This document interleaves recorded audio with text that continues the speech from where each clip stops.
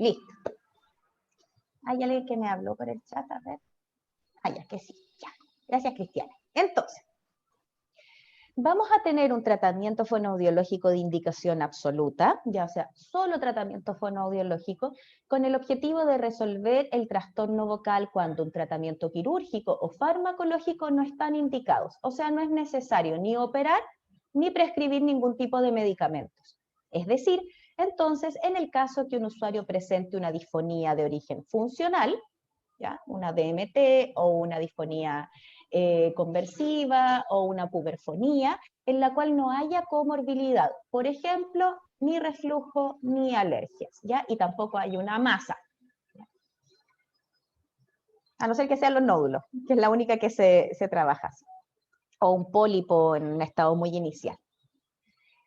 También vamos a tener un tratamiento fonoaudiológico inicial, en los casos que se pueda evitar la cirugía, ¿ya? ¿Se acuerdan que yo les dije de tratamiento absoluto? Bueno, acá también aplica lo mismo. Por ejemplo, como ya les mencioné, el caso de los nódulos, ¿ya? Hay dos tipos de nódulos cuando nosotros nos enfrentamos a los nódulos. Los nódulos en estado inicial, los cuales no se encuentran fibrosados y por lo tanto se pueden resolver de manera, digamos, entre comillas, automática si el paciente es un paciente obediente y hace caso, ¿ya? En ese caso podemos resolverlos exclusivamente, como habíamos dicho, de indicación absoluta, solo con tratamiento fonoaudiológico. Pero en el caso que estos nódulos estén en una etapa más tardía, más avanzada, en los cuales ya están más blancos, más fibrosados, o en los casos de los pólipos que ya están formados como pólipos, a veces solamente se ve una manifestación en el borde libre como una inflamación. Eso uno dice es un pólipo en estado súper inicial, ¿ya? Entonces, como la etiología tanto en nódulos como en pólipos tienen un uso inadecuado de la voz prolongado, ya un tratamiento fonoaudiológico puede llevar a la reabsorción de la lesión. Pero ojo, ¿por qué hablamos de tratamiento inicial? Porque el médico dice 10 sesiones de tratamiento fonoaudiológico. Si esto no se reabsorbe, se va a cirugía. Por eso le llamamos tratamiento inicial, ¿ya? Como les dije, en caso de pólipos pequeños o recientes, la terapia fonoaudiológica puede lograr la remisión total o parcial de la lesión. El cómo sea indicada la terapia fonoaudiológica ya no depende de nosotros, depende del criterio del otorrino, ¿ya? Si el otorrino dice exclusividad fonoaudiológica, exclusividad. Si nos dice, vamos a ver qué es lo que pasa con tratamiento fonoaudiológico y ahí decidimos si se opera o no se opera, es tratamiento inicial, ¿sí? Por lo general, todos los otorrinos nos tienen harta fe. Entonces dicen ya, tratamiento fonoaudiológico exclusivo y después vamos a mirar, ¿ya? Antes y después del tratamiento quirúrgico, ¿ya? Y esto es para maximizar la voz a largo plazo. El paciente se tiene que operar sí o sí, no hay otra opción, ¿ya? Pero idealmente que se trabajara antes y después del tratamiento quirúrgico, ¿ya? 3 sesiones antes para reducir la tensión intrínseca de la musculatura, para generar un mejor tipo respiratorio, para tener una mejor tonicidad general o de cintura escapular y cervical del paciente, ¿ya? Y esto va a, digamos, favorecer que el tejido frente al cual se esté enfrentando el médico esté más desinflamado, ¿ya? Y que también las condiciones fisiológicas sean mejores para el momento de la recuperación. Espérenme que voy a cerrar la ventana porque están haciendo arreglos en la plaza. Ay, sí. Ay, tengo las dos ventanas abiertas, súper. A ver. Quiero volver a la presencialidad. Ay, por favor. Excepto cuando nos ponían en las salas al lado del patio del encuentro y se ponían a hacer fiesta en el patio del encuentro. Ahí ya no quiero la presencialidad, porque no me escucho ni los pensamientos. Bueno, el tratamiento, como ya les dije, previo a la cirugía, mitiga los usos musculares inadecuados, los va reduciendo, desinflama la lesión y permite un estado más neutral de la laringe para la cirugía. Así también, siempre que se opere tiene que haber una terapia postoperatoria. A veces, chicos, y yo no les voy a mentir, los otorrinos se saltan el antes y nos llega después. Pucha mota, ya empezaste, vos, si tenéis que dar jugo.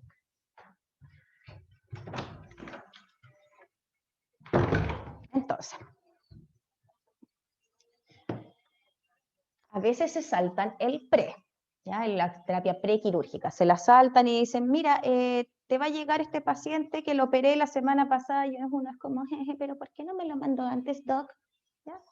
Pero uno queda ahí, ¿ya? Igual uno les llama la atención, pucha, doc, sabe que igual es bueno que le hagan terapia antes, porque bla, bla, bla, bla, lo que yo les explique. Pero a veces no toman mucho en consideración eso, yo no les miento, ustedes saben que yo soy bien directa para decir las cosas. Bueno, la terapia posoperatoria es fundamental. Les comento que antiguamente no la hacían, ¿ya? Entonces se pasaban por el aro al fonoaudiólogo y el paciente venía un año después nuevamente con los pólipos, el nódulo, lo que fuese, ¿ya? Y el médico decía, ¿pero por qué vuelve a salir? Y volver a operar, ¿y pero por qué otra vez? Imagínense la cantidad de daño que se está haciendo con una operación, la otra y la otra. ¿Y por qué volvía a aparecer? Porque las conductas de abuso y mal uso vocal no desaparecían.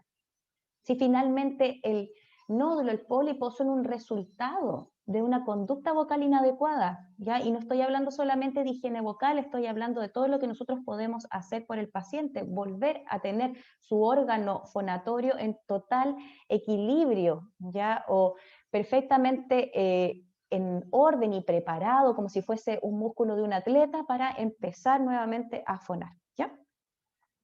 Entonces, ¿qué es lo que realizo? ¿Cuál es el objetivo de esta terapia postoperatoria? Evitar la permanencia de la conducta de sobreesfuerzo vocal, que finalmente es la que lleva a la aparición de la patología, reeducar los patrones musculares que dieron cabida a la aparición de la lesión o que surgieron a partir de la lesión.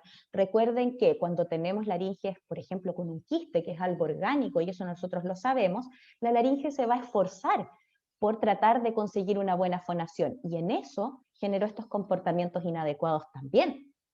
¿Ya? Entonces, esto es, ¿qué fue primero, el huevo o la gallina? ¿Ya? En muchas de estas ocasiones, ¿ya? Lo mismo pasa con los nódulos, nosotros sabemos que aparecen por un tema de abuso y mal uso vocal, pero mientras más abuso de mi voz, aparece el nódulo, y como aparece el nódulo, no puedo fonar bien, ¿y qué hago? Compensaciones musculares. Y sigo yo otra vez, y este círculo vicioso se va repitiendo muchas veces. Por lo tanto, hay que eliminar, hay que reeducar, ¿ya? Bueno, se vuelve la fonación más fácil, ¿cierto? Se reduce el estrés de impacto y permite una recuperación adecuada del tejido intervenido, previniendo las cicatrices. Todo esto, como esta es una clase introductoria a lo que es la intervención vocal en general, lo vamos a ver el próximo semestre. Igual entra en la prueba, ¿ya? Pero lo vamos a ver el próximo semestre con más detención y cómo se hacen estos tratamientos y cuáles son los pasos, cuánto tiempo, etcétera, etcétera, ¿ya? Y también tenemos el tratamiento preventivo, y eso es lo que vamos a ver nosotros este semestre con mucha preponderancia, tratamiento preventivo / técnica vocal, ¿ya? Para preservar la salud vocal, ¿ya? Esto en el caso de personas que buscan una eficiencia vocal y una técnica vocal adecuada. Entonces, ¿cuándo aplicamos y cómo aplicamos la terapia fonoaudiológica? De manera absoluta, cuando solamente nos corresponde a nosotros intervenir, porque las otras opciones están descartadas, como inicial para tratar de evitar la cirugía, ¿ya? Antes y después, pre y postquirúrgico, y finalmente como tratamiento preventivo. ¿Dudas, preguntas hasta ahora?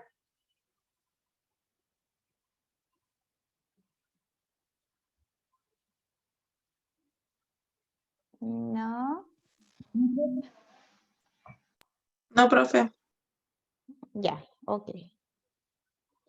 Sigo el tiro.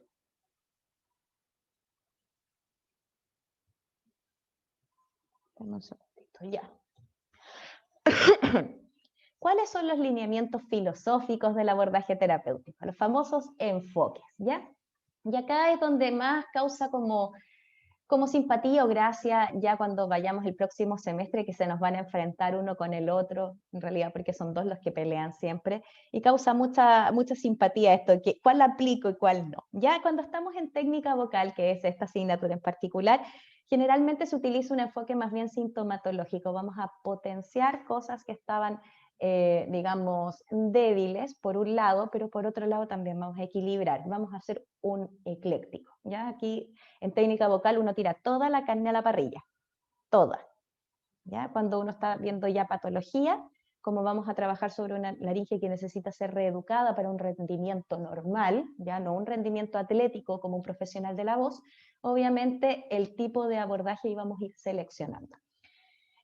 Ustedes deben recordarlo porque lo vimos anteriormente en recursos de evaluación y terapia fonoaudiológica, que los diferentes tipos de enfoques terapéuticos corresponden al psicógeno, sintomatológico, fisiológico, higiénico, / etiológico y el ecléctico. ¿Ya? Durante mucho tiempo se ha establecido cierta pugna entre dos enfoques, en particular el sintomatológico y el fisiológico, donde estuvo muy marcadas las diferencias, ¿ya? En todo lo que es Gringolandia y todo ahí se trabaja mucho el enfoque fisiológico, todo lo que es Latinoamérica, especialmente algunas partes de Europa como Francia y España, todavía sigue primando más el sintomatológico. No hay ninguno mejor que el otro, y esa es la verdad. No hay ninguno mejor que el otro, uno está más estudiado, el otro está menos estudiado, uno tiene más estructura, el otro tiene menos estructura, ¿ya? Pero no hay ninguno mejor que el otro. Y como me dijo alguna vez el gran maestro Marcos Guzmán, aquí cae una luz sobre mí porque lo invoco y salen los angelitos, oh, hacen así, ¿ya? Él me dijo una vez, mira, Peta, si no funcionara el sintomatológico, nadie se hubiese mejorado, pero es mejor el fisiológico, ¿ya? Sí, no, hay que ir viendo, ¿ya? ¿Y por qué les digo hay que ir viendo? No es que ellos estén al contrario de lo que piensa Marcos, por ningún motivo, de hecho él es mi ídolo, mi maestro, el Salvador, ¿ya? Pero siempre tenemos que ver lo que funcione mejor para nuestro paciente, ¿ya? Y en eso vamos a ir profundizando a lo largo de los laboratorios, ¿ya? Y obviamente también de las cátedras, pero los laboratorios donde más se va a impactar esto. Ya. Y en estricto rigor, ninguno de estos enfoques es puro, porque todos agarran algo de otro, sobre todo del higiénico, obvio. ¿Y por qué? El higiénico, que también se le llama etiológico, es el primer paso de muchos programas terapéuticos. ¿Por qué? Porque nosotros sabemos que hay elementos que hacen daño a la laringe. Lo sabemos y lo requete sabemos y está requete estudiado, ¿ya? Hay muchos factores etiológicos, ¿ya?, que contribuyen al desarrollo de un trastorno vocal. Vamos a mencionar el siempre mal ponderado consumo de tabaco. El consumo de tabaco es un irritante, es un elemento que hace daño a la laringe y que es el preponderante en la aparición del edema de Reinke. Y nadie puede discutir lo contrario, ¿ya? Es así. Por lo tanto, si yo sé que el origen de ese edema de Reinke al que me estoy enfrentando es el consumo de tabaco, tiene que dejar de fumar. Sí o sí. Lo mismo pasa con los pólipos, ¿ya? Hay pacientes que tienen pólipos y que no aparece por el tema del cigarrillo, pero en la gran mayoría de los casos sí está ahí el consumo de tabaco. Y puede ser que sea 1, que sean 5, que sean 3 cajetillas. El impacto en la laringe no depende de la cantidad, depende de la calidad de esa laringe y de la reactividad que tenga a este agente tóxico.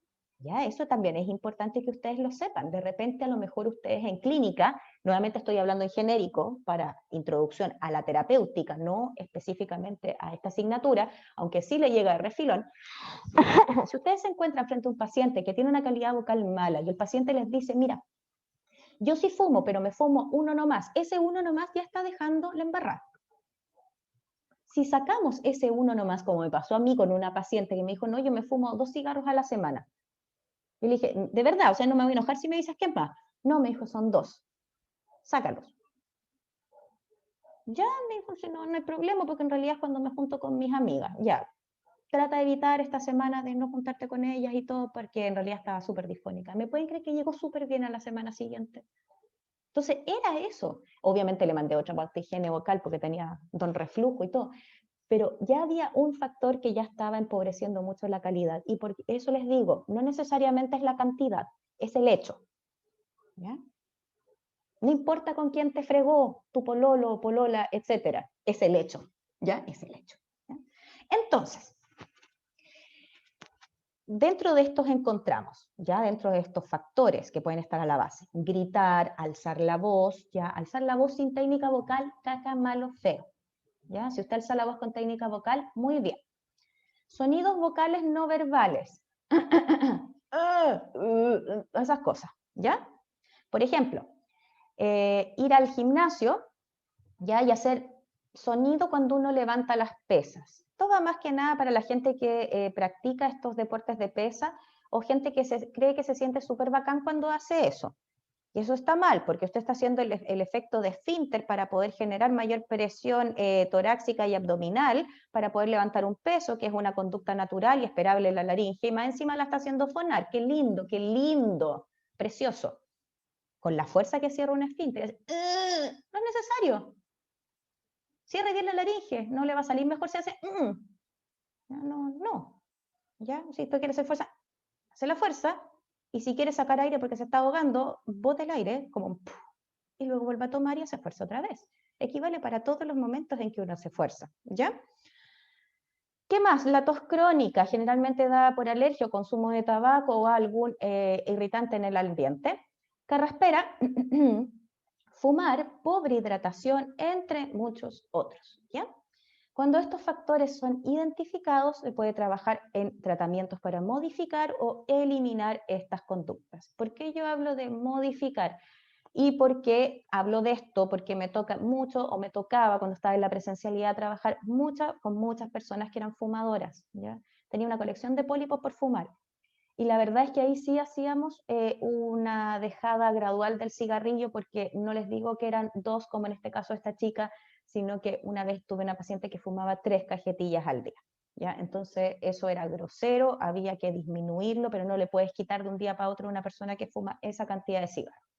Entonces ahí tuvimos que hacer un paso a paso para que pudiese llegar al no consumo.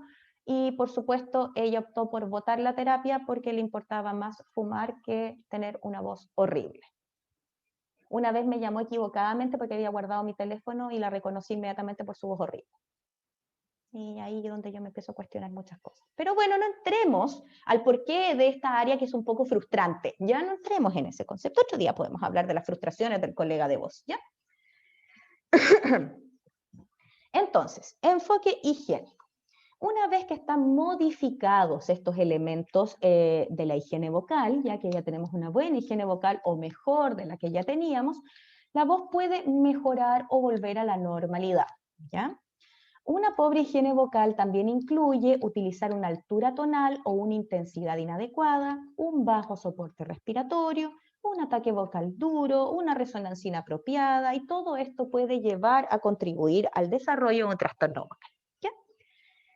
Ahora, ¿cuál es el problema de este enfoque? Que es muy bonito y maravilloso. El problema de este enfoque es que las alteraciones de la voz pueden ser multifactoriales, ¿ya? No necesariamente tiene una razón explícita, ¿ya? No necesariamente.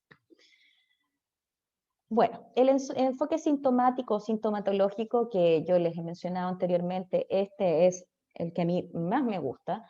Por lo general se me hace muy cómodo y eso también hay que respetarlo, ya hay que respetar lo que le hace bien al paciente y en lo que yo me siento más cómoda trabajando también. Este surge a partir de Daniel Boone, ya este es el nombre que le pone él, y recoge todas las técnicas habidas y por haber que se utilizaron hasta aproximadamente 1960-1970 en el área de voz.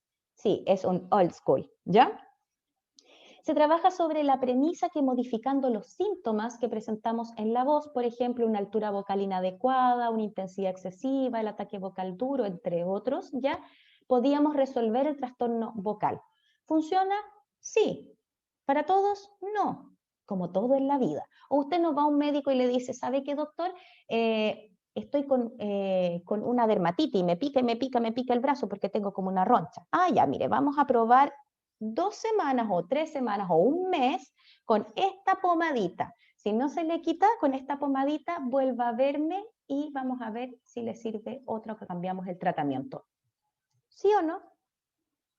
Le voy a dar loratadina y después resulta que usted se anda cabeceando contra el computador porque está muerto de sueño.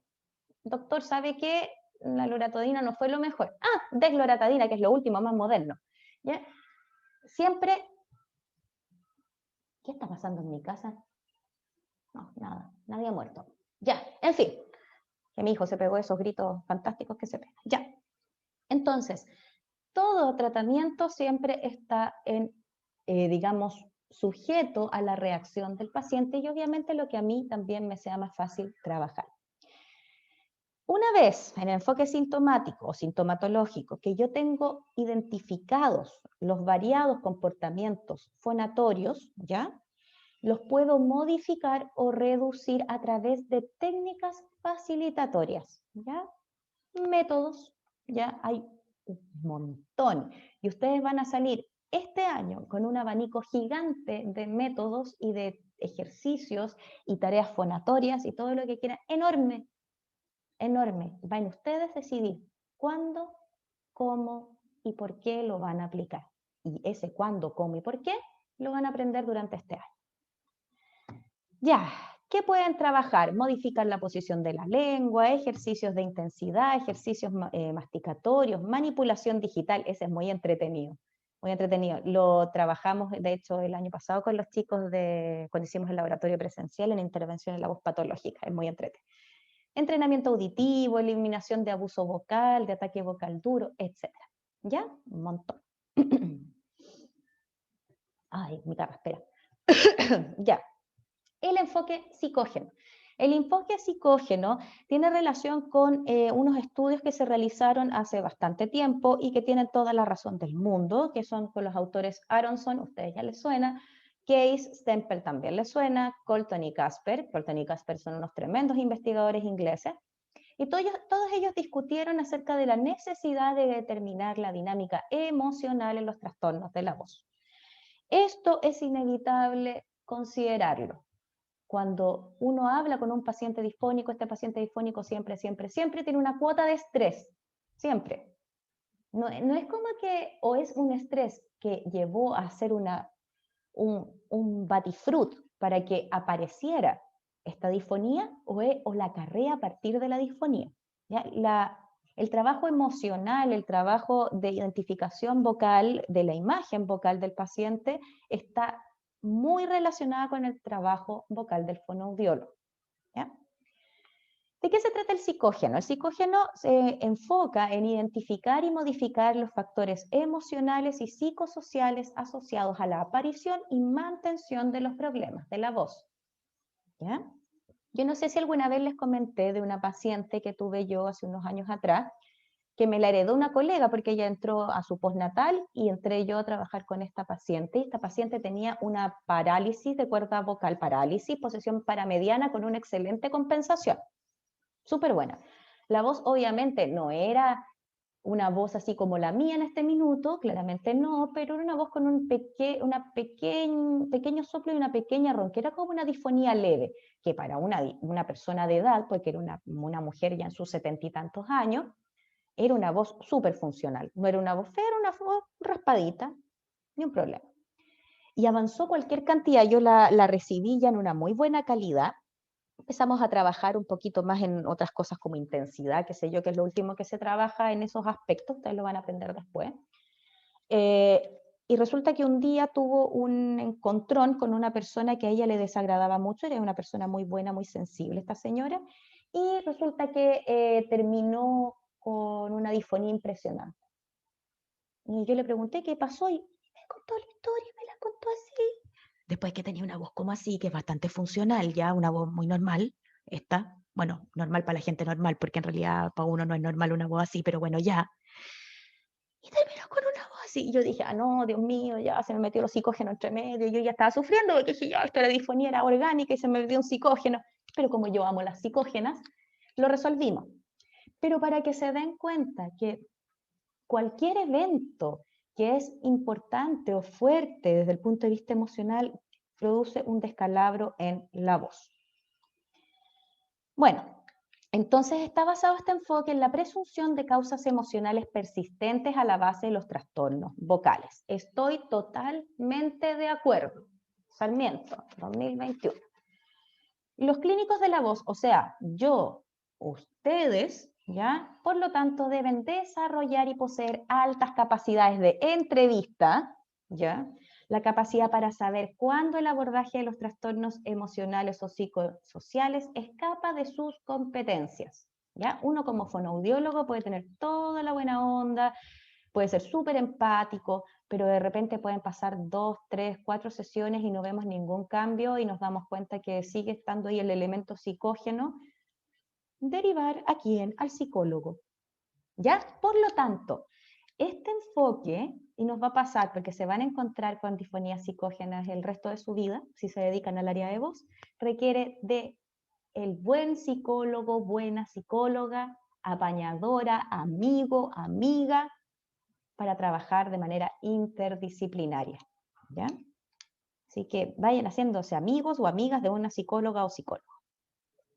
Enfoque fisiológico, caballito de batalla para todos, ¿ya? Nos gusta, funciona, es entretenido, ¿ya? Nos gusta. Este tipo de enfoque incluye programas terapéuticos que han sido realizados para modificar o alterar la fisiología de los mecanismos de producción vocal. Cuando uno dice modificar o alterar, uno dice, pero a ver, momento, voy a hacer que lo haga diferente a como lo hace ahora y eso no está bien. Al contrario, estimado estudiante, está muy bien, porque como lo está haciendo el paciente ahora, está muy mal. Entonces usted va a modificar y alterar el cómo está funcionando esa laringe que está funcionando mal del paciente, ¿sí? Entonces, es como cuando un eléctrico viene a la casa a cambiar el tema de los enchufes. Entonces le dice, mire señora, resulta que este enchufe es funcional, ya le va a funcionar, pero el problema es que se está sobrecargando, entonces es mejor cambiar la línea completa y poner un enchufe, que el amperaje, que la cuestión, que la cacha la espalda y la pata de la guagua. ¿Funcionaba? Claro. Claro que funcionaba. ¿Es el ideal para tener conectada la lavadora, el microondas y la radio? No. ¿Ya? Entonces es eso, alterar o modificar para que esté mejor. Bueno, una producción normal de la voz va a depender de un balance entre la corriente de aire que es proporcionada por el sistema respiratorio, el proceso de la fonación propiamente tal, que va a depender del balance muscular laríngeo, de la coordinación y resistencia, ya de las cuerdas vocales, y la coordinación entre estos, o sea, el sistema respiratorio, el sistema fonatorio laríngeo, en este caso el vibrador, y los resonadores supraglóticos, ¿ya? Y ustedes dirán, pucha, en realidad los resonadores, eso no es tan importante. Sí es importante. Yo he tenido pacientes que solo por tener una mala resonancia generaron un desbalance completo en el sistema y en general son cantantes. Todos esos pacientes que tienen problemas de resonancia suelen ser cantantes, porque les afecta directamente sobre la voz. Claro, una persona de a pie del día a día, la señora Juanita, no va a tener problemas por tener una resonancia así, no va a salir una disfonía por eso. Pero una persona que se dedica a cantar, aparte que un timbre así, a no ser que seas Adam Levine, no te va a quedar bien, ¿ya? Pero, o Eros Ramazzotti, de mis tiempos, entonces, Adam Levine se llama, ¿cierto? El de Maroon 5, que canta así, ya. Pero hay muchas personas que tienen esta hipernasalidad y por lo tanto tienen un escape ya de potencial armónico, ya que se va muy hacia lo agudo, se destempla y por lo tanto la organización hacia abajo, hacia la laringe y en la ganancia respiratoria se va a la chuña. ¿Ya? Cualquier disturbio de este balance, como ya les dije, lo resonancial, la fonación, o sea, un exceso en la tensión o una falta de tensión en las cuerdas vocales y un mal soporte respiratorio, nos va a llevar a un trastorno vocal, querámoslo o no. Es así. Ustedes saben que yo escribo mucho en las diapos porque yo pierdo el hilo, ¿cierto? No se enojen conmigo, aparte les queda escrito. ¿Ya? Yo sé que no son las mejores diapos, lo tengo súper claro, perdón, pero ustedes saben que yo tengo déficit atencional. Entonces, los disturbios como están, como les comenté yo, pueden estar a la base del soporte respiratorio, con volumen, potencia, presión y flujo. Pueden estar a nivel de la tonicidad de la cuerda vocal, la masa de la cuerda. Recuerden que tenemos momentos en que la cuerda contacta en todo su espesor, en los tonos graves, y luego en los agudos la masa se vuelve muy delgadita. La tensión, ya la tensión no solo del músculo, sino que también entre ambas cuerdas vocales, la flexibilidad de la mucosa y la flexibilidad de los movimientos hacia el agudo y el grave, y la aproximación entre ambas cuerdas vocales, los hiatus, ¿sí? Finalmente, el acople de los resonadores supraglóticos y la tonicidad laríngea puede causar o ser percibido como un trastorno vocal, ¿ya? Ahora, las causas de un trastorno vocal en general pueden ser mecánicas, neurogénicas o psicológicas. Ya ustedes ya saben eso, ¿ya? Por lo tanto, en el enfoque fisiológico podemos atacar todas estas cosas. Yo esto lo saqué de libros, por supuesto, de revistas y todo para hablar con la teoría así pura y dura, pero María Jesús Sarmiento dice las psicológicas, enfoque fisiológico, como que sí, sirve para eliminar algunas cosas, pero el enfoque propiamente tal no es este, ya tiene que ser más bien psicógeno. Bueno, cualquiera sea la causa, el abordaje terapéutico en este enfoque es la modificación directa de la actividad fisiológica inapropiada mediante ejercicios, ¿ya? Y mediante la manipulación de los subsistemas vocales. ¿Cómo? A través de los ejercicios. O sea, ¿cómo, profe? Me dijo que iba a aplicar ejercicio y manipular los subsistemas. Así es, con los ejercicios. Ya lo va a ver. De hecho, lo han visto. De hecho, lo han visto. ¿Ya? Porque han visto en sus preclínicos, o sea, en sus preclínicos, cómo han trabajado sus compañeros. Y ustedes seguramente también los hicieron trabajar, hacer eso. ¿Ya? ¿Y qué es lo que se modifica? La boca. Aquí se modifica la boca. Por eso se llaman muchos tracto vocal semi-ocluido. Aunque ese no es el único, los otros son programas y hay que certificarse, bla, bla, bla, bla. Pero hay muchos elementos dentro de esos programas que podemos aplicarlos. ¿Ya? Y esto vamos a basarnos en esta asignatura propiamente tal a los elementos más bien de tracto vocal semi-ocluido, y el próximo semestre vamos a ver muchos de los otros, no todos, pero muchos de los otros. ¿Ya? ¿Cuáles son ejemplos de este tipo de abordaje? Los ejercicios de función vocal, Vocal Function Exercises, del doctor Joseph Stempel. El método del acento, que es excelente y que me hubiera encantado que lo viésemos en el laboratorio, pero como es acento y bota mucho aire, no. Técnicas de manipulación laríngea, que es mover la laringe, ¿ya? Y el método de Laxvox o terapia de resistencia en agua. Laxvox es una marca, por lo tanto nosotros ahora vamos a hablar de terapia de resistencia en agua. Y también tenemos la fonación en tubos, que es la famosa bombilla, tenemos los jibas, los libbas, y etcétera. Mano en boca, fonación en vaso, un montón de cosas. Es muy entretenido. Y finalmente el enfoque ecléctico, ¿ya? Dice, si mal no me equivoco, esto lo dice Joseph Stempel, y dice que la adherencia a una sola línea filosófica de trabajo, de abordaje, no debería ser recomendable, ¿ya? Tenemos que manejar de todo, ¿ya? De hecho, una terapia de voz exitosa depende de la utilización de un tipo de enfoque que funcione para el terapeuta y para el usuario. ¿Ja? No lo dije yo, lo dijo Stempel. ¿Ja? Mientras más formas de abordaje se conozcan y maneje el clínico, mayores posibilidades de éxito. ¿Ya? Y como yo les decía, ustedes durante este año van a aprender muchas, no todas, ¿ya? No todas, pero muchas. ¿Por qué digo no todas? Porque hay algunas las cuales yo manejo, pero no estoy certificada, por darles un ejemplo. ¿Ya? O por algunas que están certificadas en inglés. No me sirve certificarme en inglés si yo estoy trabajando en español, porque se hacen frases, se hacen palabras y los programas están súper estructurados para ser aplicados tal cual. Pero uno puede sacar la base fisiológica que está ahí. ¿Ya? ¿Cómo se está tratando a una persona y no a una patología? Y por favor, eso métanselo en la cabeza, no solamente acá, sino que en todo fono, porfa. Yo he escuchado tantas veces a los mismos colegas, no, es que este como tiene TEA, o este como tiene síndrome de Down, loco, son personas, las personas tienen manifestaciones diferentes, ¿ya? No, este como tiene disfonía psicógena, perdón, o sea, tiene disfonía psicógena, pero también es una persona que tiene un mundo interno adentro y que está tratando de resolver las cosas y tiene potencialidades que otro paciente con disfonía psicógena no va a tener, y puedo tener 20.000 pacientes con disfonía psicógena y 20.000 van a ser diferentes, ¿ya? Entonces, eso por favor métanselo en la cabeza de aquí al fin de la eternidad y no solo con vos, sino que, no es que tiene una afasia de Wernicke. No son todas las afasias iguales. ¿Ya? Las de Wernicke sí tienen un montón de elementos en común y por eso los diagnosticamos como afasia de Wernicke. O los diagnostica el profe Marcelo, porque la verdad es que yo no. Pero cada paciente tiene sus particularidades, ¿ya?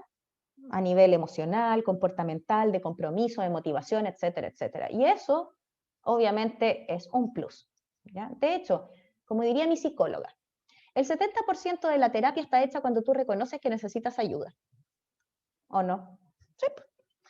Entonces, un clínico exitoso debe poseer los conocimientos y capacidades para ajustar su abordaje para cumplir con las necesidades del paciente. Y si usted se queda sin herramientas porque nadie es perfecto, solo Marcos Guzmán, entonces si usted comete o se hace un insight y dice, no, en realidad parece que aquí estoy dando la... deriva. Y no está mal, está bien. ¿Ya? Usted da todo, su 100%, 150%, no sé, lo que quiera los porcentajes. Pero no está funcionando, es el momento de derivar. Y a lo mejor no es por sus conocimientos, es por la actitud del paciente, es porque usted no tiene feeling con el paciente y pasa. ¿Ya? Ahora, si usted puede derivar, si usted trabaja en un consultorio y es el fono de su consultorio, vamos a tener que ponerle más pino nomás. Pues. Pero en un mundo ideal, donde uno tiene posibilidades de derivar, ¿ya? Se hace. Bueno, para establecer un plan de tratamiento fonoaudiológico en profesionales de la voz, ya tenemos que tener en cuenta primero la hipótesis, ya, sobre el abordaje vocal y tenemos que tener en cuenta obviamente el funcionamiento normal, la forma de fonación de este usuario, por eso que la evaluación es tan importante, los cambios anatómicos y o las características del cuadro difónico o afónico. Ya tenemos que tener súper claro qué es lo que está pasando ahí. En el caso que el usuario tenga voz normal y quiere maximizar la utilización de esta, esto va a ser un desafío para ustedes, ¿ya? Porque yo les aseguro, ¿cuántos conectados tengo ahora? Tengo 34, ya. 34. Si yo en este minuto dejara de compartir y les hago que me alzaran la manito, ya de hecho lo voy a hacer, ¿ya? Aquí los veo a todos. Quiero que me levanten, me hagan un dedito para arriba, ya donde sale reacciones abajo, un dedito para arriba los que cantan. Los que cantan, por favor. Dedito para arriba. Uno. Escúchala sin querer, no sé cómo sacarla. No importa, pero no ya, canta. ya no canta, ya. Entonces tenemos 1, 2, 3, y de aquí al otro lado 1, 2. Ya. Supongamos que son 5 en este curso los que cantan. Ya. Ok, ya ahí tienen un conocimiento interno. De los que cantan, ¿quiénes han tenido clases de canto? Me lo pueden poner por el chat. Ya, la Cata Godard, la Renate, la Dasmari. Ya, 3. Importante. De ustedes 3, niñas, ¿ustedes son capaces de notar cuando están teniendo un problema respiratorio, ya si no les está alcanzando la respiración o si están generando mayor tensión o no? Ya, la Cata dice que sí. Y si no, a veces dice la Renate, miren qué importante. ¿Y Dasmari qué me dice Dasmari? Y aquí no es para exponer a nadie, que sientas que te falta el aire si te estás cantando. Que sientes que te falta el aire o que estás tensionando mucho para llegar a algún sonido. Ya, ok. Entonces, gracias chiquillas. Entonces, ¿qué pasaría si a ustedes les llega un paciente? Voy a volver a compartir pantalla. Les llega un paciente que les dice que quiere maximizar su pasaje desde el re 3 al mi 3 porque solamente lo está consiguiendo con una postura de caída de mentón y una colocación de lengua hacia atrás que en realidad se escucha súper feo. Y uno dice, ¿de qué me está hablando? Claro, para eso hay que dedicarse a hacer un fono de voz cantada, ¿ya? Yo manejo los conceptos, sí. ¿Puedo trabajarlo? Sí. ¿Soy la más idónea? No. Y eso siempre lo voy a reconocer, por eso yo no hago las clases de voz cantada, porque no me siento con las competencias para poder enseñarlo. ¿Ya? Yo puedo partir un tratamiento así con un paciente, pero seguramente voy a tener que derivar. Mejor si llega la evaluación, puedo hacer una sesión así como para ir probando qué es lo que pasa, ir detectando y después ya derivo, porque yo soy consciente de cuáles son como fortalezas y debilidades. Pero, ¿a qué es lo que quiero llegar? Que gran parte de nosotros cuando comienza este proceso de entrenarse como profesional de la voz, / fonoaudiólogo clínico de la voz, no tenemos idea de nuestros alcances vocales, no tenemos idea. Nunca hemos explorado nuestra voz, jamás. No sabemos hasta qué, a lo mejor la máxima talla fue, hoy cacha, llego hasta el sol 5 en la extensión tonal. Les aseguro que ese fue como el máximo experimento. Dudo, y lo digo porque yo también fui estudiante, dudo que ustedes hayan hecho algún tipo de ejercicio muy a conciencia tratando de mejorar su calidad vocal con esa intención de experimentar qué es lo que pasa. ¿Sí? Porque no es algo que uno haga, ¿ya? Y sobre todo porque ustedes no estaban pasando eso, ¿ya? Es ahora cuando van a empezar a aprender esas cosas, ¿ya? Y es ahora cuando ustedes tienen que autoexplorarse, ¿ya? Su voz, ¿sí? Cómo se escucha, cómo no se escucha, cómo se siente, me falta el aire, no me falta el aire, conozcan su voz, conozcan su aparato respiratorio, porque si no, el día de mañana el paciente les va a decir, y supongamos que estamos viendo un paciente de voz hablada, y el paciente habla así.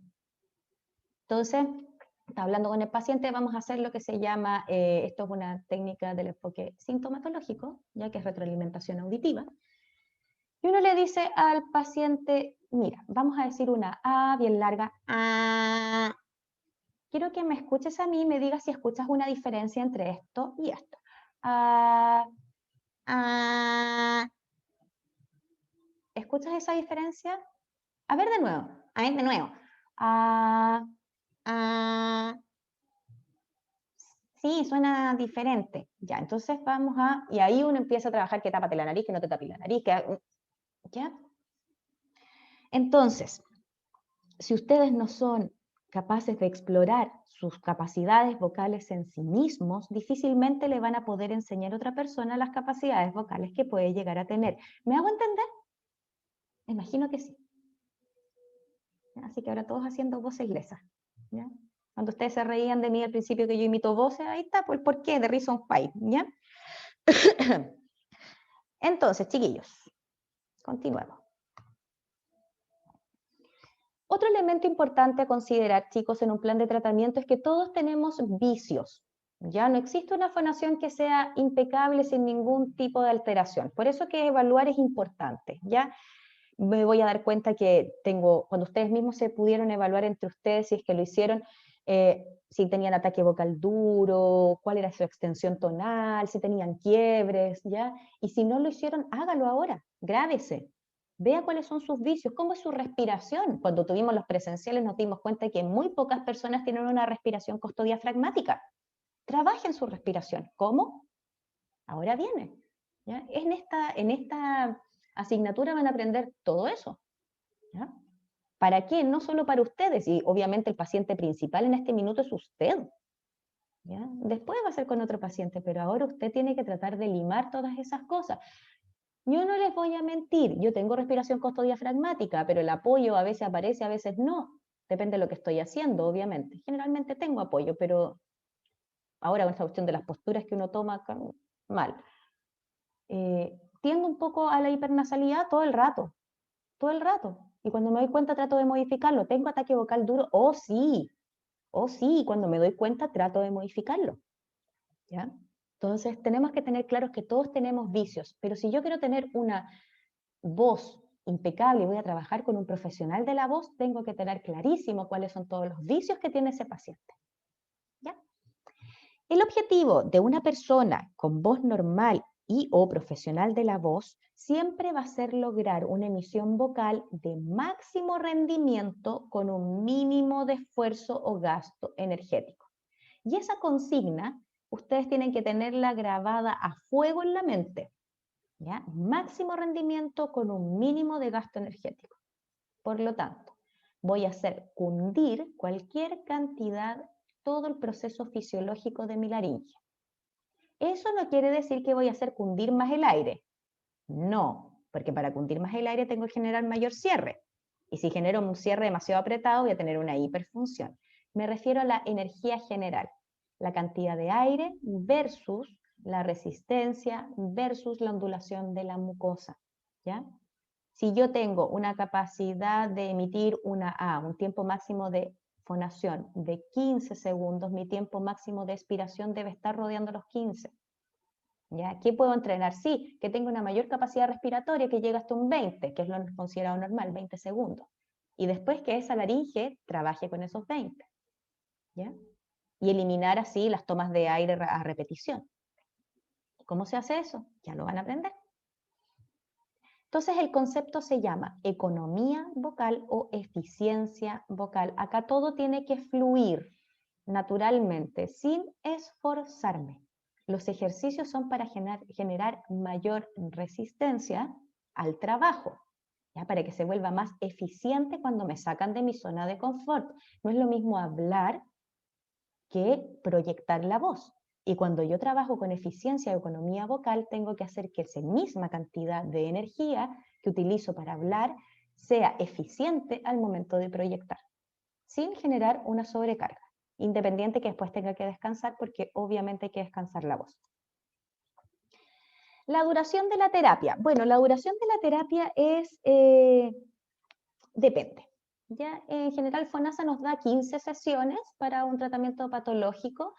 En las escuelas de canto o teatro, el tratamiento fonoaudiológico es más bien un coach y de técnica vocal propiamente tal, muy orientado a lo fisiológico. ¿Por qué? Porque son pacientes que tienen mucha demanda. Igual uno le pone todos los sintomatológicos entre medio, el entrenamiento respiratorio, la parte de la atención, la postura, eso es sintomatológico, y igual uno lo mete porque es importante. Pero acá vamos a buscar siempre máximo de economía. ¿Por qué les digo esto? Porque resulta que en muchos lugares donde se entrenan voces profesionales los hacen gritar como calentamiento vocal, y yo lo escuché, y yo quise salir con un palo o con mi tubo de Laxbox, ya para golpear a ese profesor. ¿Ya? Y me tuve que detener porque dije, María Jesús Sarmiento, te voy a meter en un cacho. ¿Ya? Pero de manera muy amable dije que en realidad no era la mejor forma de calentar la voz. Si no, podrían partir con algo más suave, porque en realidad gritar hace mal. Pero mi idea original era golpearlo con el tubo del Laxbox, que quede claro. ¿Ya? Entonces la duración de un tratamiento duro, puro, no de entrenamiento vocal, duro y puro, 10, 15 sesiones. Pero si estamos hablando de un profesional de la voz, ya la adquisición de la técnica vocal dura años. Años. Las academias de teatro y las academias de canto en Chile para una formación profesional, no como un cursito o un taller, formación profesional son 4 años para sacar la carrera de actor, actriz o por lo bajo, o cantante lírico o cantante profesional. Y durante esos 4 años van desarrollando técnica vocal, por lo tanto no existe un límite que rompa el deseo, algo nuevo que va más allá, no existe. Porque siempre, cada vez que vaya apareciendo un repertorio nuevo o algún personaje nuevo en el área del teatro, siempre lo va a sacar a la persona de su zona de confort y su laringe tiene que estar preparada para eso. Por lo tanto, el que le llaman en los gringos el coach vocal, siempre está al lado. ¿Ya? Y en este caso el coach vocal es usted, fonoaudiólogo. Hablando de lo puro y duro, ya hablamos de los tiempos, ya hablamos de cómo usted tiene que trabajar consigo mismo, ya que después vamos a volver a retomar ese tema. El lineamiento, que yo ya se los mencioné, del tratamiento tiene un objetivo general, ya que es nuestra premisa, lo que nosotros queremos llegar, que en realidad en voz son bastante sencillos. Lograr un máximo rendimiento vocal con un mínimo de esfuerzo o gasto energético. Ahí tienen su objetivo general, por ejemplo, ¿ya? Y objetivos específicos, ya que los objetivos específicos, ya sea el enfoque sintomatológico o fisiológico, van a cambiar. ¿Ya? Porque por el sintomatológico ataco síntomas y por el otro estoy atacando fisiología. Por lo tanto, van a ser diferentes. No es difícil, ¿ya? No es difícil. Es cosa de tener más o menos claro el cómo, por qué y dónde, y se los vamos a enseñar. Bueno, eso ya lo dije. Estos, de acuerdo al tipo de enfoque o cómo se planteen, irán abordando diferentes elementos en el sujeto que pretendamos que este afiance para poder encaminarnos exitosamente a nuestro objetivo general. Ya. ¿Qué es es la técnica vocal finalmente? Es un conjunto de saberes y prácticas. Saberes y prácticas. Importante dos conceptos. Estuve en examen de habilitación la semana pasada y les pedí a los chicos en su examen de habilitación que me dijeran o me hicieran un programa de taller de técnica vocal. Y todo el mundo se pasó por el aro los saberes. Nadie le enseñó fisiología ni la anatomía a ningún paciente. Higiene vocal, sí, obvio, pero nadie le explicó cómo funciona la laringe. O yo me pregunto, chicos, ¿ustedes sabían qué siquiera era la laringe cuando salieron de cuarto medio? Porque la verdad es que para mí la laringe no existía. Ni siquiera me había tocado el cuello para cachar que había algo. Y de repente me muestran esa imagen en un néter viejo de la biblioteca, no, mentira, me lo mostraron en una radio, ¿cómo se llama esta? Proyector, y veo y digo, ¿qué está? Loco, eso está dentro de mi cuello, y para las personas normales de a pie, común y silvestres, que no estudian nada con este tema, tampoco lo saben, ¿ya? Es importante. Saberes y prácticas, ¿ya? Que permiten una optimización de la emisión vocal, logrando no solo un máximo rendimiento con un bajo costo energético, sino que también la mantención de la salud vocal, ¿ya? Esa es la gracia de la técnica vocal. Bueno, obviamente si tengo un paciente que tiene patología, un típico actor con nódulos, primero trabajamos los nódulos y después técnica vocal, obvio. Obviamente vamos a tener objetivos ya en esta técnica vocal, pero en general tenemos contenidos de trabajo también y son educación vocal, que incluye cómo se produce la voz y también la higiene, soporte postural, cómo tiene que estar mi cuerpo, ¿ya? El soporte postural, el muscular, se trabajan juntos el postural con el muscular, el soporte respiratorio, la emisión vocal, que incluye altura, tonal, la flexibilidad, la intensidad, la resonancia y la dicción también, que incluye articulación, velocidad, variaciones rítmicas del discurso, que incluye cuando hablo y cuando no hablo, los silencios, y por supuesto el entrenamiento auditivo, ¿ya? Y vamos a ir viendo todos estos elementos en función de las necesidades del sujeto, sus características no locutivas y sus características locutivas, ¿ya? Y así vamos a ir estableciendo una correcta técnica vocal. Entonces, la educación vocal implica que el usuario conozca cómo se produce la voz, ¿cierto? De una manera muy sencilla desde la anatomía y la fisiología. Bases concretas sobre la higiene vocal y los factores de riesgo, qué es lo que va a pasar si es que yo tengo una patología, ¿ya? O qué me puede llevar a mí a tener una patología. Y la prevención, obviamente, de estas conductas riesgosas. Por ejemplo, mitos de los profesionales de la voz. Antes de una presentación me tomo un cortito de pisco para que se caliente el sistema. Anestesia. Entonces no me voy a estar dando cuenta si estoy haciendo mayor o menor cantidad de esfuerzo. Y después al final voy a quedar todo disfónico. ¿Ya? Es importante que nuestro usuario sepa las implicancias que cada factor tiene en su desempeño vocal y crear así conciencia en él o en ella sobre su propia responsabilidad en la mantención de la salud vocal. ¿Ya? La propia responsabilidad. Si el usuario fuma cualquier cantidad y dice que quiere llegar a tener la voz de no me acuerdo quién, bueno, deja de fumar, es que no voy a dejar, entonces no vas a poder. No se lo va a decir de esa manera, ¿ya? Porque así se lo diría yo, que yo eso me pongo pesada. Ustedes saben, ¿ya? Pero obviamente no puede aspirar a tener un tremendo desempeño vocal si fuma como chino, si toma como chino, si fuma pitos como chino, si grita todo el día, si no toma agua, si toma café hasta que le dé colon irritable, no sé, ¿ya? Tiene que hacerse responsable. El soporte postural y muscular, como ya les comenté, se trabajan juntos porque funcionan como un todo, ¿ya? Nosotros lo vimos en eufonía esto. Vimos que tenía que ser flexible, no puede ser rígido, que cada movimiento de un plano del cuerpo repercute en otro plano del cuerpo. Lo vimos cuando evaluamos la postura en la presencialidad. No sé si ustedes se acuerdan que teníamos al compañero o compañera puesta de cierta forma y uno le empezaba a mover segmentos y cambiaba completamente la postura. Ya ustedes lo vivenciaron. Entonces, es importante que el usuario pueda incorporar aspectos de postura y tensión muscular y reconocer la implicancia que ésta puede tener en cómo va a generar su fonación y sobre todo en la respiración y la tensión que un mal soporte postural y muscular puede llevar, las sobrecargas que pueden tener. Por eso que en teatro trabajan tanto, no solamente por los personajes con el cuerpo, sino porque liberan toda la zona para una buena presentación, no solamente en la parte corporal, sino que también como soporte para la voz. El entrenamiento respiratorio, como les puse ahí, no solamente vamos a considerar la respiración pasiva, que es solamente la fisiológica, que es para vivir, sino que se trabaja conjunto con la emisión, ya sea con sonidos facilitadores, con técnicas de tracto vocal semiocluido, ¿ya? Pero lo importante es generar siempre sensaciones positivas durante la fonación, ya no negativas, darme cuenta si me estoy quedando sin aire, darme cuenta si estoy generando apoyo o no estoy generando apoyo, hacer conciencia, y por eso que nosotros hablamos también tanto del esquema corporal vocal, ¿ya? Debe adaptarse, obviamente, la respiración a las posturas y los movimientos que el usuario va a realizar durante la fonación.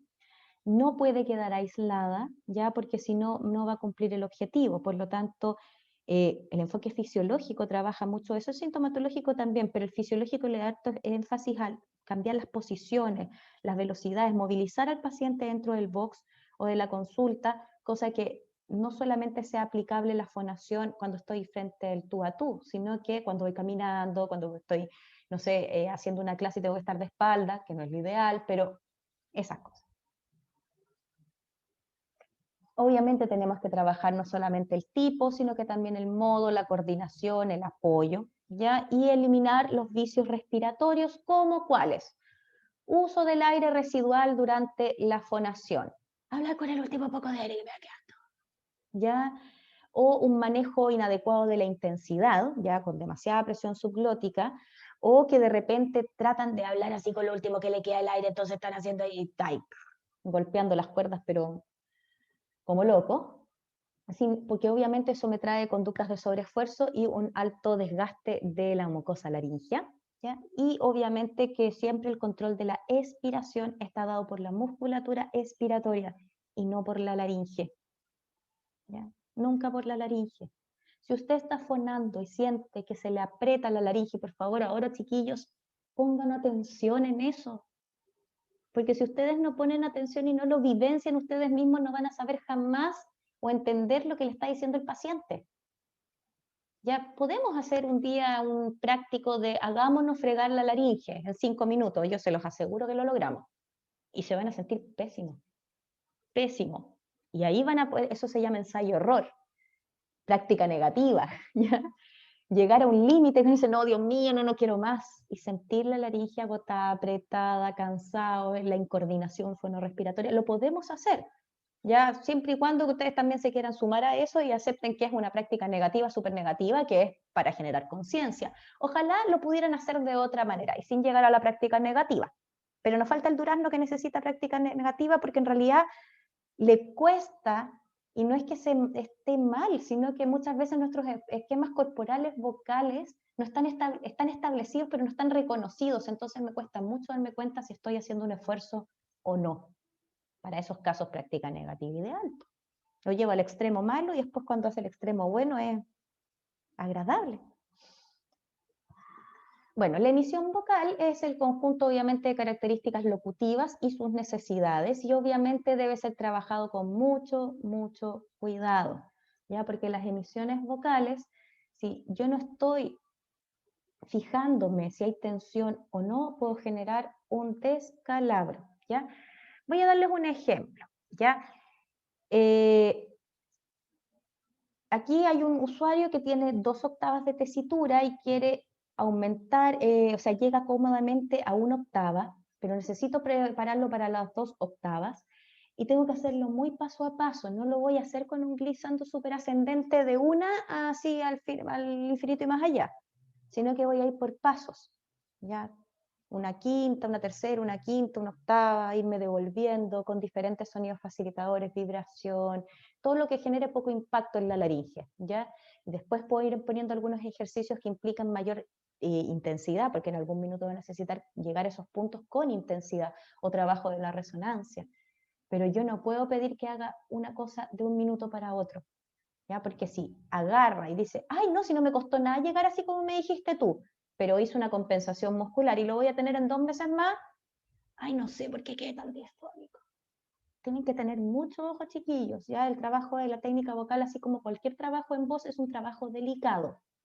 Es muy delicado, ¿ya? No tener cuidado en este aspecto puede llevar al usuario a generar un esquema corporal inadecuado y con ello generar entramados sensorio-motores que luego serán muy difíciles de cambiar una vez establecidos. A ver, ¿qué es lo que les decía yo?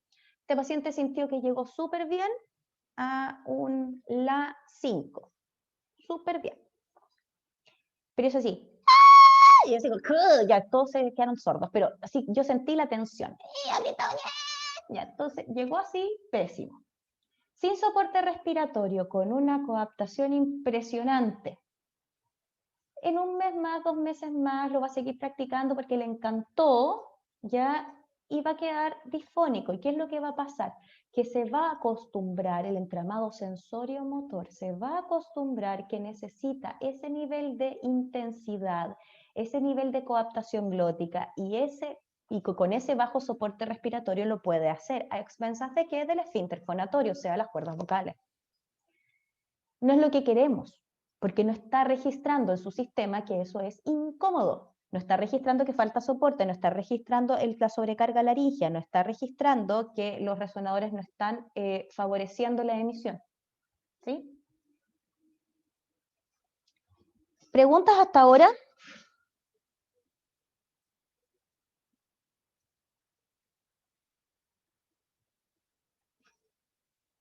¿Chicos? No, profe. Ya, buenísimo. Es harta info, ¿cierto? No estoy asustando.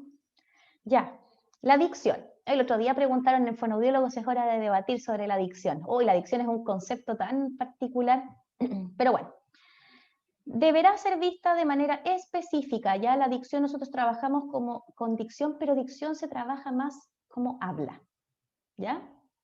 Si bien siempre es la típica, es como el fonoaudiólogo de voz tiene que saber de dicción. Sí, pero es habla. ¿Ya? Por eso que cuando nosotros nos conocimos hace varios años atrás, yo les decía que el concepto que a mí me gustaba es fonoarticulación, porque finalmente el fono de voz ve todo eso, ¿ya? No solamente la fonación. Pero en realidad dicción es más bien habla, ¿ya? Entonces, lo tenemos que ver según el contexto y los requerimientos, ¿ya? Porque si la persona es profesor, obviamente el profesor tiene que tener cierta cadencia al hablar, que eso un poquito más de voz, pero tiene que ver con la dicción, una claridad de los puntos articulatorios, ¿cierto? Tiene que tener un ritmo en particular, con unas pausas en particular, las tomas de aire tienen que estar bien programadas, por lo tanto la dicción es todo un mundo. Dice acá, muchas veces una velocidad alta y una escasa apertura bucal son los que conducen a sobreesfuerzos laringios y estos sumados a un requerimiento de alta intensidad puede sepultar su calidad vocal. Es verdad. Si yo abro muy poco la boca o la abro mucho, voy a tener ineficiencias del sistema resonancial.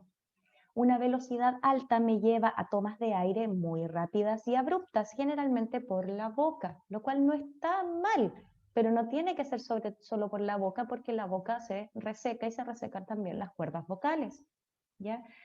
Si yo tengo una boca que se abre poco, ¿ya? Con una velocidad muy rápida, una voz muy plana y que necesito mucha intensidad, aquí los resonadores no me van a ayudar para nada. Por lo tanto, tengo que tener en consideración todos esos elementos que salen en el PEBO, evaluación del habla, tienen que tenerlos pero súper conscientes. Y esto es más fácil de lo que usted cree, de hecho trabajar dicción es súper entretenido.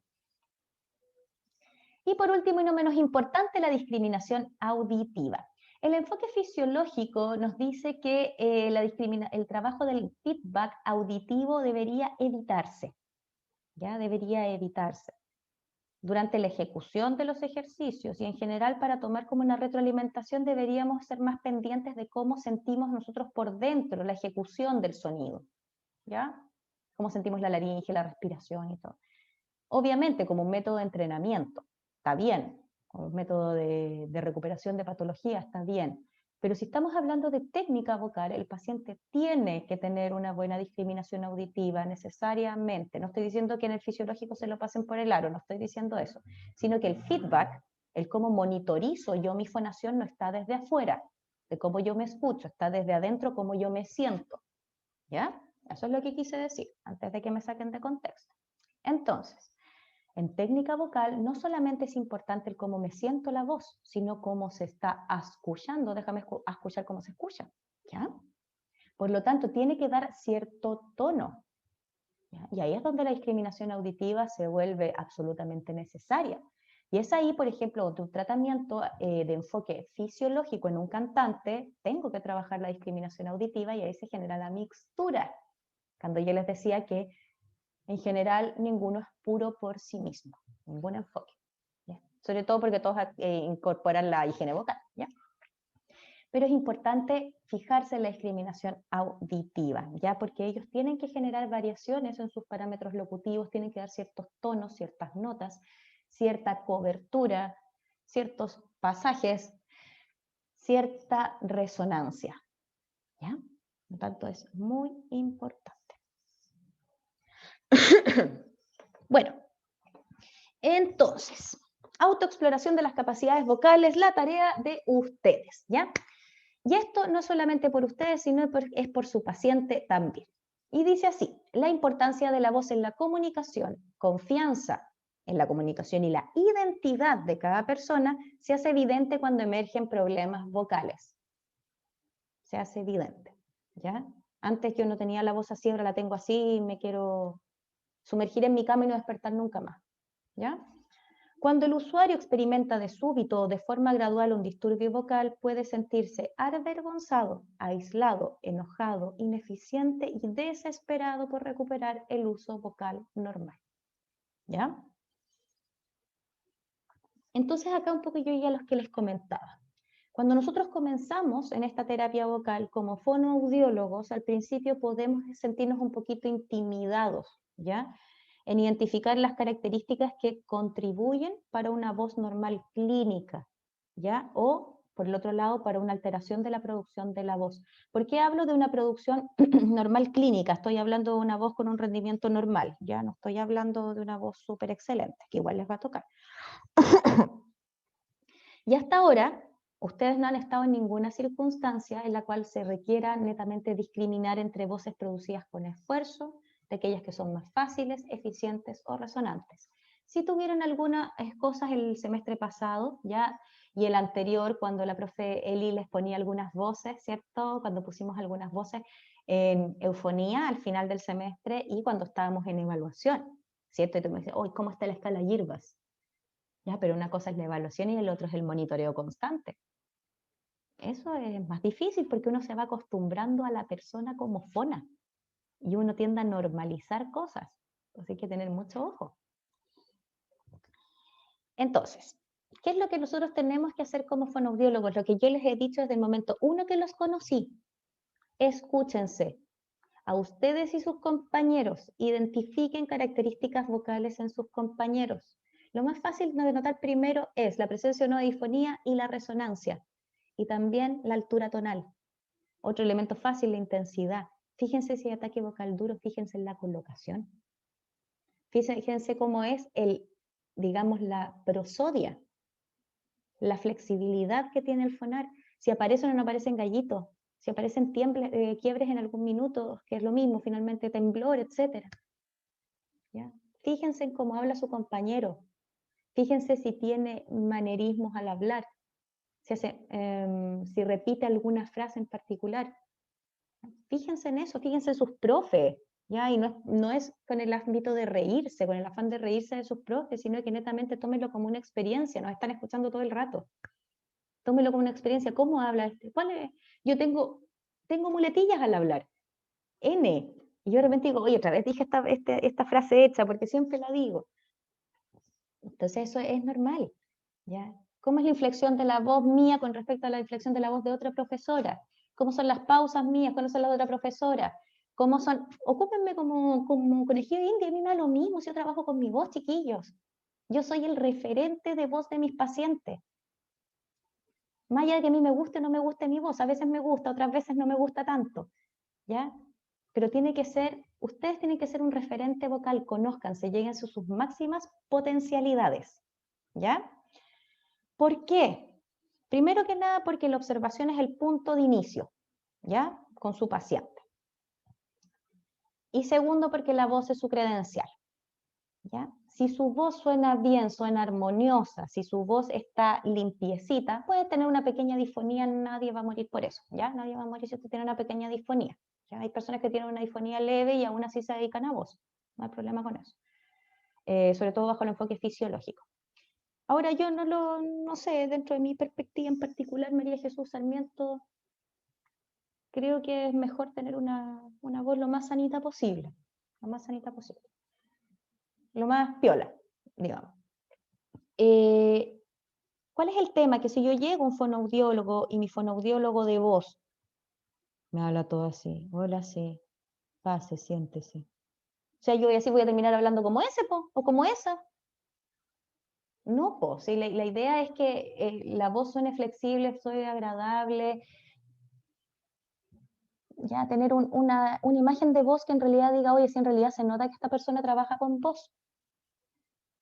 Sí. Bueno, la confianza del paciente en las capacidades de ustedes tiene mucho que ver en el cómo es su voz. Quiéranlo o no. ¿Ya? Por lo tanto, ustedes tienen que sacar el máximo provecho a su voz. No les digo que la cambien, ¿ya? Porque uno nació con esta voz, sino que sáquenle provecho a lo que ustedes tienen como valor en su voz, ¿ya?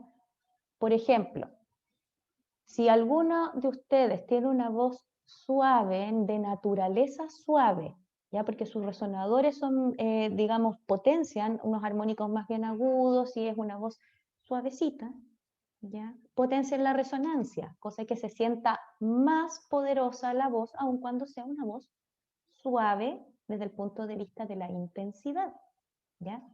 O si su voz es, por ejemplo, con una resonancia más bien faringea, trate de llevarla un poquito más hacia adelante. ¿Ya? Trate de jugar un poco con su voz, o a lo mejor va a ser, te va a hablar todo el rato así, entonces, mire, vamos a hacer unos ejercicios con respecto al tema vocal, entonces quiero que me dé el tono más grave que usted tenga y vamos a hacer el más agudo. Y ahí, y le dice, de esta manera, ¡ah! Y ahí se le quitó la papa en la boca. ¿Entienden? O sea, ustedes pueden utilizar su voz normal, pero al momento de la terapia, al momento de hacer los ejercicios, tiene que ser la voz ideal. ¿Ya? Entonces, ya. La primera impresión, como les comenté, es crítica para el desarrollo de la confianza en el clínico, sean ustedes, y la competencia. Lo que les dije recién, nosotros utilizamos nuestra voz como ejemplo para diferentes tipos de ejercicios, ¿ya? Diferentes tipos de ejercicios. Por lo tanto, es esencial que esté buena, ¿ya? La flexibilidad vocal para alcanzar esta meta, obviamente, cuando se utiliza esta voz en diferentes contextos, la meta es que nuestra voz sea funcional y la del paciente también en todos los contextos que él la necesite, ¿ya? Y obviamente vamos a necesitar un desempeño atlético de la voz, sobre todo en lo que es técnica vocal, ¿ya? Y con esto vamos a coordinar la respiración, la fonación, la resonancia y la articulación. Y ustedes son el modelo, ¿sí? Sí, sé que estoy un poquito pasada en el tiempo, chiquillos, lo tengo claro. Vamos a dejar esta colita para la próxima semana, ya porque ustedes tienen clases después y yo también tengo laboratorio, así que es un poquito se los puedo dejar para leer y si tienen alguna duda ustedes me preguntan, ¿ya? Eso, chicos, voy a dejar de compartir y dejar de grabar. No sé si alguien tiene alguna